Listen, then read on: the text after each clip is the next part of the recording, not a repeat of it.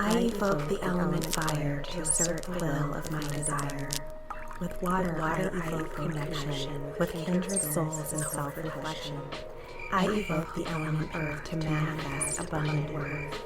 Of air I conjure knowledge and reason to know the cycles and the seasons. As above, so below, I free my spirit that I may grow. Alchemists of light and dark on life's adventure we embark.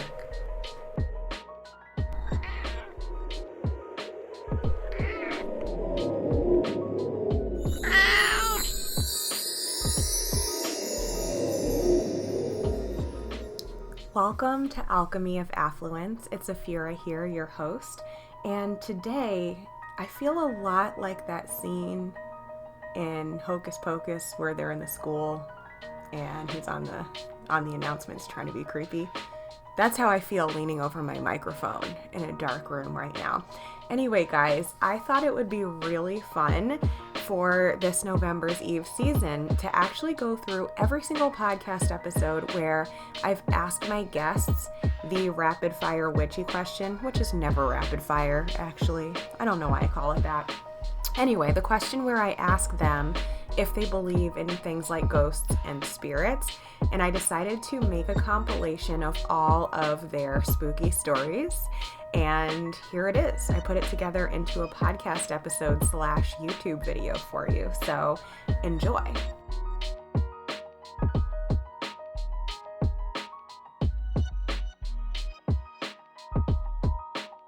Like that.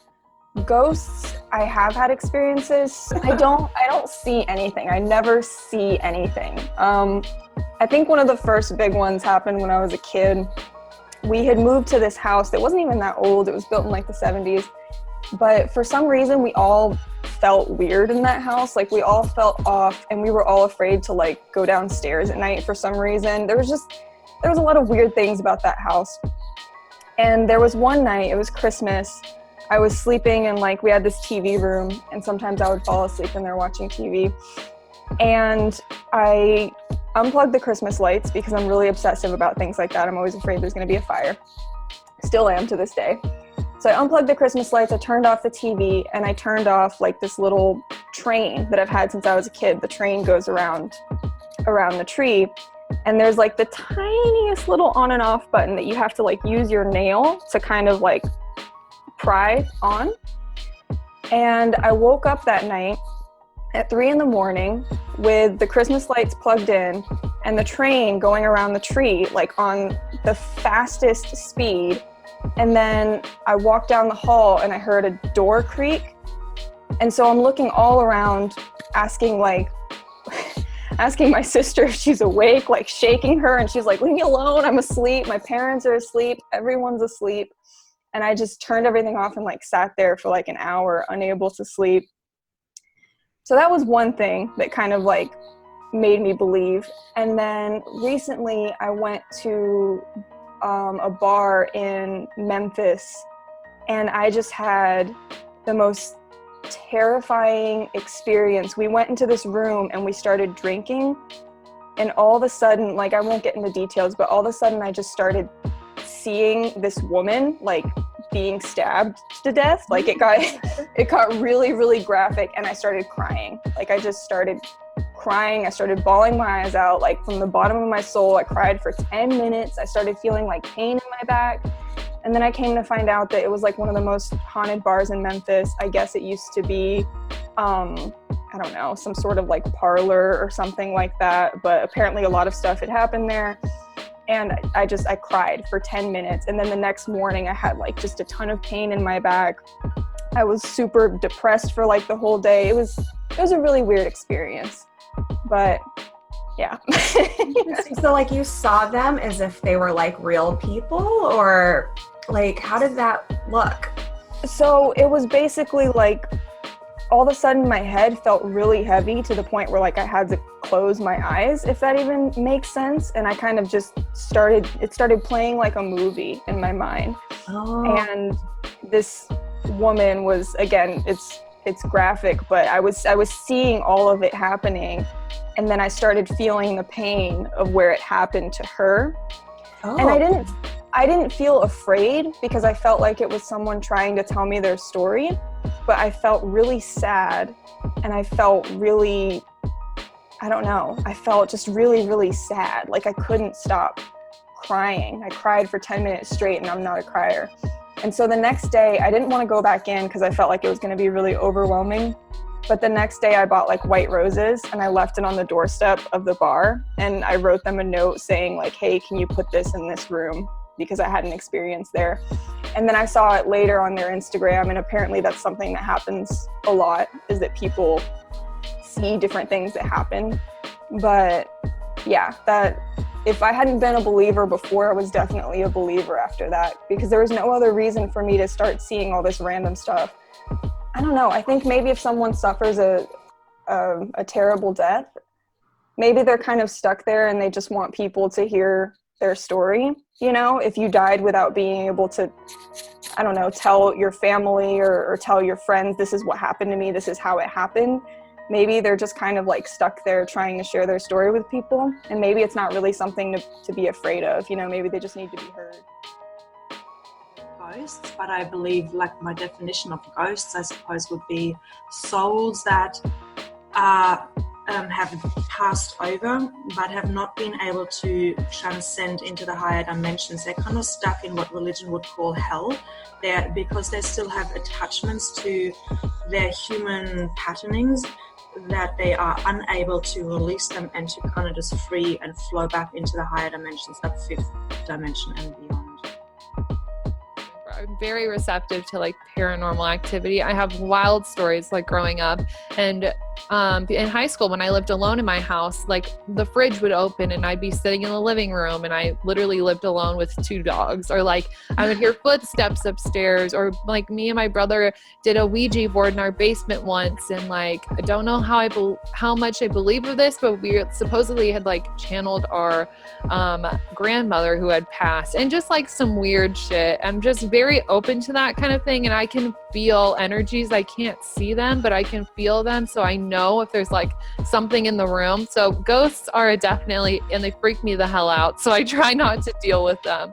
Ghosts scare me. Like I think it's just because I have such a past with them. Like my mom loves paranormal activity stuff. Like we would always watch like Ghost Hunters, and my brother loves it too, and I was always kind of scared of it because I'm so receptive to energies, and I could always tell, like even when I was little, I could tell when there's like something in the room, whether I could see it or not. And I think that's why it freaks me out so much. And because I do have a couple different psychic qualities, I'm like, I don't want to see it. I don't want to see it. I am closing that barrier. I'm like, if I'll feel it in the room, but I will not see it. I like refuse.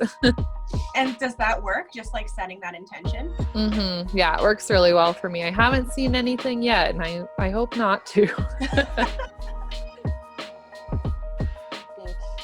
You know, the word ghost, I guess, is just something that I don't like to use. I think it sounds a little bit too ghoulish for me. But I believe that there are spiritual entities that kind of may get stuck, or even sometimes just even pass through after their life and pass through into our physical world. You know, because I've definitely experienced both good and bad energies like passing through my vicinity, just whether I was in a certain room at an old mansion, or I even remember when I was in Paris and I was at this really old chateau, and I think it was in like the kitchen area, and I just felt this like really strong energy that I was like, oh, there's something still here. There's something still hanging out in here. So I definitely believe in the energy of our world, and that we are soul beings, and that those souls don't just dissipate and are gone. I believe, you know, they're still hanging around. Yeah, because like energy is neither created nor destroyed, so Right. Something has to happen. Exactly. That sounds so magical though, like going to France and like feeling energies in old castles. I totally need to do that.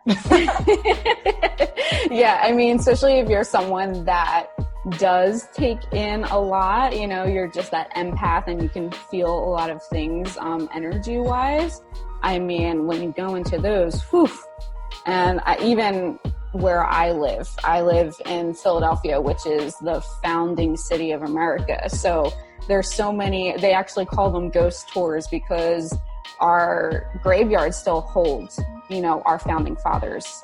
Their tombs are still here. So there's a lot of energy as well. So even within my apartment, because I live in Old City, like that first city that was built. So there's always a lot of energy. So when you're in Paris and you go to those old castles and chateaus, it's pretty wondrous.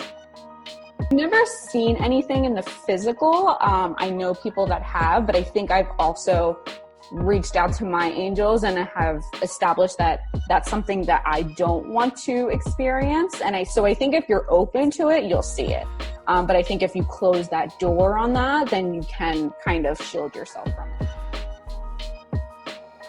My whole life I've actually caught glimpses and seen them directly.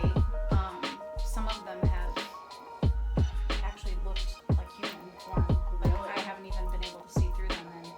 And I think the worst experience I had was my last apartment. There was something there that kept walking through, and I could clearly see it walking through, and I tried to ignore it. And then I think that it knew that I was trying to ignore it. And the one evening I was in my room, all the lights are off and there's lights shining through the blinds, and I'm just, looking at Pinterest, just kind of scrolling, and then I see it. What did it look like? That one was just a tall, I say man, but it was just black, and I could see the head and the shoulders, and it just came down, and I saw it, and I looked, and I just looked back down, and in my head I'm going, shit. Oh my God. But then, and then it moved closer and moved over, and it blocked out the light.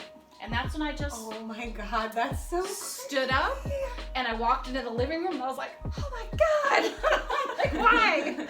Yeah, so that one I saw all the time, and actually my daughter moved into the adjacent apartment, and she said to me, she's like, Mom, she's like, I swear that I saw a dark figure go down the hallway and then turn into a bedroom. And where she showed me that it was exactly where I was seeing something pass through, and then it would pass through the wall. Oh my So God. yeah, and then the one night it actually tried to speak out loud to her. Like she heard it. It was mumbling, but it was definitely a man's voice. So That is the creepiest thing I've ever it's so heard. creepy, and I'm so happy to be out of there. So Did you move out because of that? Not because of that, but it definitely Part of the list part of of the reasons. list of reasons. Yeah. Definitely part of the list of reasons. And I'm bringing this to science, which I don't usually do, but it is a scientific fact that energy cannot be created or destroyed. Mm-hmm. So when we leave our physical bodies, there is a spirit there, aka ghost situation, that is just meandering around. Okay, so here's the thing. I believe that heaven and hell exist on earth, and hell is a low vibe and heaven is a high vibe. And when you leave the physical body, the energy is either at a high vibration and it's like a beautiful place of light, or it's at a low vibration. And that's when you're probably haunting the shit out of people and just being an asshole. So that's my take on that. Ghosts definitely exist. I have several friends in the area who are practiced ghost hunters. I thought you were going to say, I have many friends in the area who are ghosts. Well, one of the places I go to for live action role playing is known to be haunted, and part of the fun there is looking for signs of ghosts at that location. Oh my God, how creepy is that? Yeah, it is. But yeah, I do have people within our community who are ghost hunters who will take people on ghost hunting excursions. I've never been on one yet. But I'm sure that next time one of them hosts an event that I will probably plan on going. I've definitely been spooked by some things I couldn't see, and had to have more of an energetic conversation with them and be like, hey, no thanks. And then they left me alone, which is great. So I do believe we live in a permission-based reality from a energetic kind of perspective in that sense. So there's something, right? So I believe that there are things that we can't explain. There are absolutely things that I think are around us that could fall into that sort of like mystical realm of beings. So do I believe in ghosts? Yes, I believe that they exist. There are too many accounts to say that they don't exist, in my opinion. There's too many, experiences with them. There's whole TV shows, like kind of dedicated to ghost stories. I've certainly felt like weird things, so I do believe that there is something to that. They're all around us, like gases, other dimensions, like all these that live right on top of ours. And that's literally how I see like the spirit realm. There's many different realms. And if you relax / focus enough / get weird enough with it, you can see it. And kids are really good at just interacting with it and seeing it. And animals are too, because they haven't been, gone through the tenderizer yet, but they're everywhere. And you just have to be, if you're aware of it, if you're slightly witchy or gifted like that, just be respectful and just don't freak out. And I think that, I don't know, witches are good at like building a muscle. You've seen those memes of like throws salt or like says, fuck off, be gone. You just get this muscle for like the really quote unquote detrimental, or like, I don't think anything is evil. I think they're just mischievous. But you get strong, like when you're washing your face at night. Well, this is me last night. I was like washing my face and like felt something. I was just like, please leave. Like, I'm just trying to exfoliate. And the more confident you get, the less scary it is. But yeah, totally. It's everywhere. Like we're all made out of dead material and matter. It's impossible to not interact with like different states of matter and physicality. So yeah, totally down. Just constantly encountering, it's like a setting on your phone. Just like turn off ghost vision. And ghosts are everywhere. It's like lotion, just rub it in. All around. It's like a big like cloud of vapor smoke. Like when I was a kid, my mom was a housekeeper and she cleaned this old like Victorian house. And everyone that like worked on the house, everyone always said like, yeah, there's definitely like, it's definitely haunted. And like people would see this particular ghost in like a particular area of the house. And so I spent a lot of time there as a kid, and it was like never a malevolent feeling. It was just like everyone kind of accepted that like there was a ghost there. And then they renovated the house. And after the renovation, I think I was only there once after they did it. And it was beautiful. Like they did a really nice job. But like as soon as you walked into the house, you could tell that whatever had been there was just gone. Like it was just felt really empty. Like it just felt like a normal house. And my mom and I were both like a little sad about it, because like it had been this thing that had been there for so long, and the house just had its own energy. And after they, did all this construction on it, it was just like the energy was just kind of gone. Like it had just said like, okay, this isn't my space anymore, and took off. I don't know where it went. It was so interesting because it was like everyone knew this house just had this energy about it. And like people would see this like old woman sitting in this particular chair, like be walked by quickly. And so it was like really accepted, like everyone. And like it was kind of a joke. And it was like, oh, like, the Langtree house is haunted. But it was just, I don't know, it was very accepted. And then for it to just be gone was like, it made me a little sad. Thanks for sitting for a spell with us on the Alchemy of Affluence podcast. Go to wealthywisewitch.com